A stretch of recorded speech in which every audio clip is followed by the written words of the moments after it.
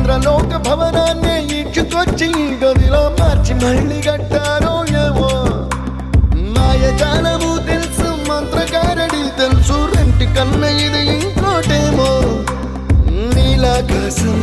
నేలాకొస్తే ఇట్టాగే ఉంటాదో ఏమో ఈ సంతోషం దాచాలంటే హృదయాలు ఓ వంద కావాలేమో ఇంతందంగా ఉంటుందా ఈ లోకం ఇన్నాళ్ళు ఈ మనసుకి తెలియాలేదే పాపం